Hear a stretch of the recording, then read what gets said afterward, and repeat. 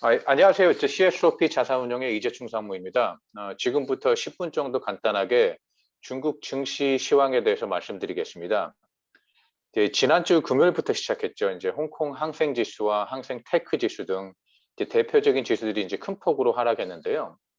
이제 수치로 보자면 금융위기 이후 최저였던 이제 6천 포인트까지 내려갔어요. 그래서 알리바바와 텐텐스 대표적인 주식들이죠. 이제 고점 대비 반토막이 났는데요. 이렇게 연일 추락하는 이유는 우크라이나 사태, 또한 오미크론의 본토 확산, 그리고 미국의 중국 그 종목들이죠. ADR에 대한 그 상장 취소 등의 제재들의 악재가 동시다발적으로 겹쳤기 때문인데요. 지금 이제 중국 증시에 미치는 이제 대내외적인 상황들이 굉장히 급변하고 있어가지고 이제 단기적인 방향성을 제시하기는 굉장히 힘든 상황입니다. 다행히 오늘 이제 수요일이죠. 어,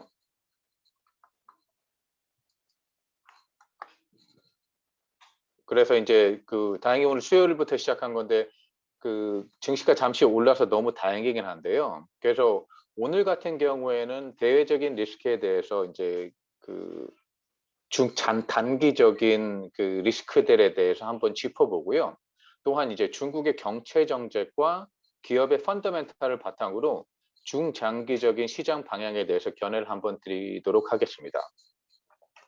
그럼 코비드 정책을 한번 살펴보겠는데요.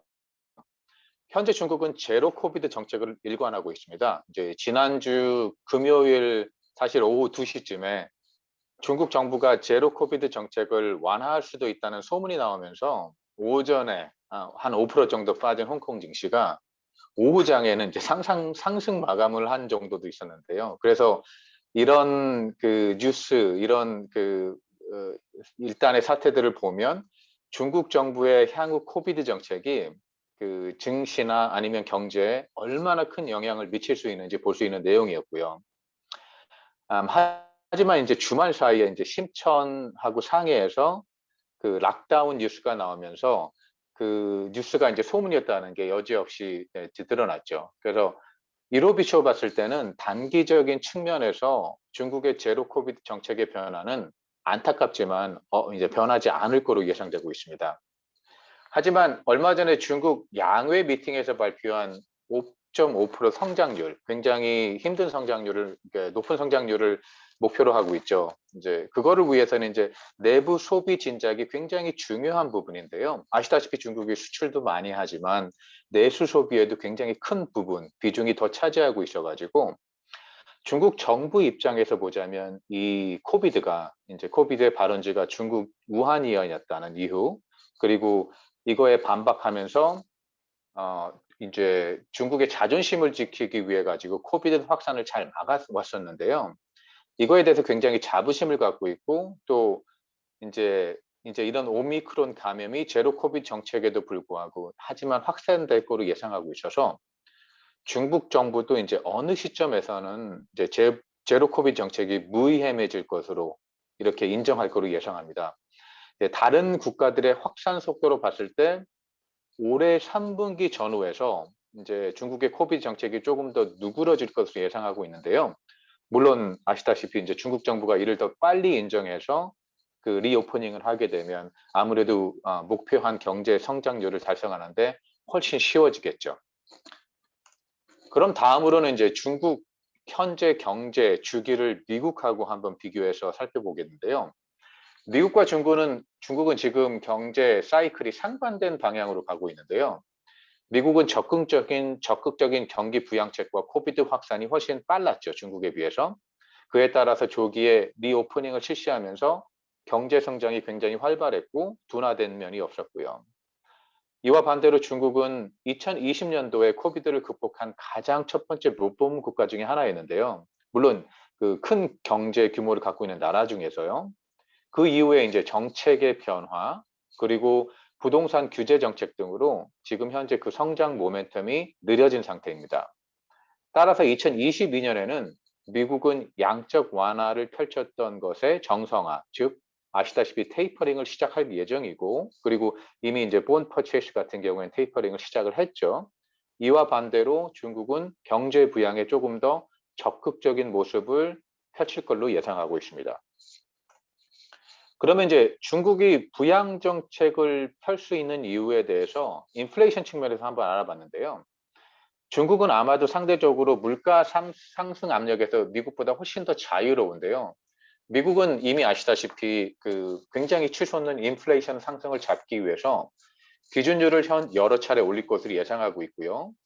이미 단기적인 공급망 이슈에서 벗어나 물가 상승이 주택 가격 그리고 임금 상승 등 구조적인 측면에서 발생하고 있어서 또한 우크라이나 사태로 인해 원자재 가격 그리고 공급망 이슈 또한 더 이제 물가 상승을 부채질하고 있습니다. 하지만 이와 반대로 중국은 물가 상승률이 지금 0.7% 정도, 거의 제로엔 가까운 상태죠. 그래서 추가적으로 물가 상승에 대한 부담에서 훨씬 자유로운 상태인데요. 아시다시피 양회에서 발표한 걸로 물가 상승률 목표를 3% 정도, 2% 중반에서 좀 높게 잡고 있죠. 다시 말씀드리자면 이는 중국 정부가 경기 부양책을 펼치는데 물가 상승에 대한 장애가 크게 되지 않을 거라고 예상하고 있어요. 그래서 이제 결론적으로 말씀드리면 향후 정책 방향성에서 통화화 재정 정책을 아마 골고루 사용하겠죠. 미국은 이제 정상화로 가고 있고, 즉 긴축을 택하게 되는 거고, 중국은 이와 반대로 완화 정책을 택하고 있습니다. 이제 최근 종료된 중국의 경제 관련 이벤트 중에 가장 큰 이벤트죠. 이제 중국 양회가 이 일주일 전에 종료가 됐는데, 이 양회에서 주목할 점은 경제 성장률 목표를 5.5%, 아까 말씀드렸죠. 굉장히 높게 잡고 있어요. 하지만 현재 대내외 이제 상황이나 리스크를 감안하면 이게 상당히 이루기 힘든 목표인데요. 하나 알려드리고 싶은 거는 지난 수십 년 동안 중국이 성장률 목표를 한 번이라도 놓친 적이 없거든요. 또한 저희가 봤을 때 중국이 이 성장률을 맞추기 위해서 더 의지가 더 더 노력할 것이라고 하는 예상이 시진핑 주석의 의지가 이제 지난 중국 지도층 중에서 가장 의지가 강한 리더로 평가되고 있는데요. 그래서 이것 또한 중국 성장률이 맞춰지기 위해서 그거에 대한 다른 정책들이 육성되지 않을까, 정책들이 더 발표되지 않을까라고 예상하는 한 부분 중에 하나입니다. 이제 경제 성장률을 이렇게 달성하기 위해서 여러 가지 정책 지원이 있을 건데요. 우선 중소기업 육성을 위해 세제 혜택, 그리고 탄소 중립 정책에 부합하는 대체 에너지, 또 미래 산업인 정보통신, 특히 5G 인프라 산업에 지원을 할 것으로 예상하고 있습니다. 그럼 이 정책 지원을 바탕으로 좀 관심 있는 분야죠. 어느 분야, 어느 섹터, 아니면 어느 자산군이 투자 기회를 제공하는지 한번 알아보겠습니다. 아까 말씀드렸죠. 이제 중소기업에 대한 세금 혜택, 그리고 미래정보통신 산업 육성 정책에 부합해서는 원자재, 정보기술, 그리고 인더스트리 이 종목들이 위주인 중국 중소기업의 집합체죠. 이제 지수로 말씀드리자면 CSI 500 지수가 수혜를 받을 거로 예상하고 있고요. 또한 이제 중국판 나스닥으로 불리죠. 저희가 이제 과학창조판이라고 하는데 플랫폼처럼 얘기하는데요. 이제 스타 50 지수입니다. 이제 중국 정부가 육성하는 혁신 기술 사업에 집중하고 있는 지수로서 반도체, IT 기업 등에 집중돼 있어서 중국 정책의 우호적인 수혜를 받을 거로 예상하고 있습니다. 이제 다음은 위환화에 대해서 저희가 한번 예상을 해볼게요. 중국 주식에 투자하게 되면 위안화 환율을 이제 배제할 수가 없죠. 간단히 말씀드리면 중국 위안화는 강세를 단기적으로 유지할 거로 예상하고 있습니다. 이제 중국 현재 수출입 흑자죠. 그래서 이제 이게 위안화를 받쳐주고 있는데요. 중기적인 측면에서 올해 하반기까지 이 강세를 유지할 거로 예상되는데요. 하지만 이제 연말쯤 해서 미국의 금리 정상화, 이제 미국이 인트레스트를 계속 올리고 있죠. 근데 중국은 반대로 RRR 같은 걸 내리고 있고요. 그래서 이제 위안화의 강세가 약간 둔화될 거로 예상하고 있는데요. 특히 이제 저희가 다른 투자은행들의 리포트에 이제 위안화 분석한 거를 보면 우선 사실 커머디티 가격 상승하고 수출에 둔화되죠. 왜냐하면 다른 국가들은 이제 계속 수출을 해서 중국이 이제 갖고 있었던 그 장점이 어느 정도 이제 거기서 줄어들게 되니까요. 또 이제 아무래도 이제 코비드 그 완화 정책이 더 풀어지면서 중국이 이제 소비자 측면에서의 내수가 더 늘어날 거로 생각되면 이제 그것 때문에 이제 무역 수지의 흑자폭이 줄어들 것인데요. 그렇게 되면 아무래도 이제 위안화가 압력을 받게 되겠죠. 또한 이제 아까 말씀드렸던 것처럼 미국이 이제 금리 정상화를 하고 있고, 하지만 이제 중국이 이제 금리를 내리기 이제 예상을 하고 있는데, 그렇게 되면 두 대의 이자율 차이, 스프레드가 차이가 나기 때문에 당연히 이제 아무래도 미국 달러 쪽으로 조금 더 비중이 늘어날 거고요. 위안화는 그거에 반해 가지고 이제 약세 측면으로 돌아갈 거고요. 하지만 이제 저희가 예상했을 때 현재 환율은 이제 미국화 대비해 가지고 6.4 유엔 정도인데요. 장기적인 측면에서 유안화가 이제 미국 달러 대비해 6.5 정도까지 약화될 거로 예상하고 있어요. 그렇게 된다는 얘기는 아마도 이제 지금 현재 강세를 어느 정도는 유지할 거라고 보고 있는 거죠. 그러면은 이를 봤을 때 이제 위안화의 강세 아니면 높은 위안화에 봤을 때 어떤 투자처가 있느냐? 중국 정부채라고 생각하고 있습니다. 왜냐하면 지금 아마도 뉴스에서 보셨겠지만 중국 정부채가 세이프 헤븐이라고, 그러니까 더 안정적인 자산으로 여겨질 정도로 우크라이나 사태 때문에 이제 다시 좀 부각을 받는 경우가 있었는데요. 예, 지금 이자율로 보자면 지금 현재 단계에서도 미국 국채 대비해서 굉장히 높은 이자율을 제공하고 있고요. 또한 그 아까 말씀드렸던 수요 증가에 따라서 가격 또한 하락할 거라고 보지 않고 있어요. 또한 말씀드렸던 것처럼 그 위안화, 나중에 환율을 이제 차익이나 아니면 환율에 대한 리스크도 굉장히 좀 적게 보고 있고요. 또 이제 최근에 나온 뉴스죠. 어제나 아니면 오늘 아침에 나온 뉴스이긴 한데 사우디아라비아가 중국 위안화를 그 페트로 머니라고 얘기하죠. 페트로 달러. 그러니까 오일을 결제하는 수단으로 사용할 수도 있다라는 어떻게 보면 루머성의 얘기가 나왔고요. 또 러시아가 그 미국의 경제 제재, 서방의 경제 제재 때문에 스위프트에서 더 이상 송금 활동을 못 하잖아요. 이제 옵쇼어에서 그 크로스 커런티로 송금이나 이런 활동들을 못 하게 되는데, 여기서 이제 중국이 위안화 해외 역외 결제 시스템인 CIPS라고 그걸 사용할 수도 있다라고 이제 이런 긍정적인 모습들이 보이는데요. 그래서 물론 여러 가지 중국 경제에 이제 영향을 미치는 대내외적 리스크들이 있지만 단순히 위안화의 국제화 측면에서 본다 그러면 지금 현재 상황들은 위안화에서 굉장히 그 우호적인 상황이라고 보고 있습니다. 그럼 그렇게 되면 이제 아무래도 중국 국채에 대한 수요가 더 커지겠죠. 그럼 이제 모두가 다 관심 있어 하시는 알리바바와 텐센트로 대표되는 항생 테크 지수에 대해서 한번 말씀을 드리겠습니다. 너무 힘든 얘기인데요. 이제 항생 테크 지수는 지난 2년 동안 순환을 많이 겪었죠. 이제 중국 정부의 기술주에 대한 규제, 그리고 최근에 나왔던 이제 ADR 상장 취소 뉴스, 이런 아주 이제 대내적으로 악재가 많았는데요. 우선 규제 관련해서는 이미 최악의 상황은 작년에 다 지났다라고 생각하고 있습니다. 이제 이미 중국 정부에서 짚어댔어야 될 만한 이제 내용들에 대해서 이제 그 테크 컴퍼니한테 한번 짚어줬고요. 올해는 이 규제를 이제 뭐 실천하는 방향에서 좀 움직일 거라고 생각하고 있거든요. 그래서 이제 규제에 대해서 어느 정도 가이드라인을 작년까지 제공을 했고, 앞으로는 이게 임플리멘테이션 되는 방향이라고 생각하고 있어요. 그래서 어제 나왔죠. 텐센트 관련해 가지고 머니 런더링 해서 이제 벌금이 주어진다. 어떻게 보면 악재라고도 볼 수 있는데 사실 제가 그 생각하고 있는 이론에 부합하다고 생각하고 있거든요.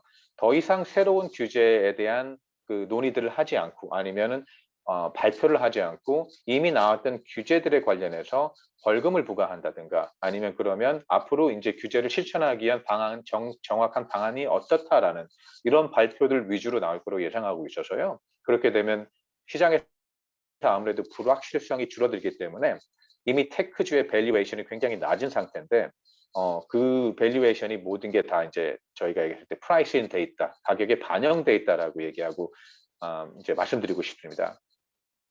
그럼 ADR 상장 취소 관련해서 한번 말씀을 드리겠는데요.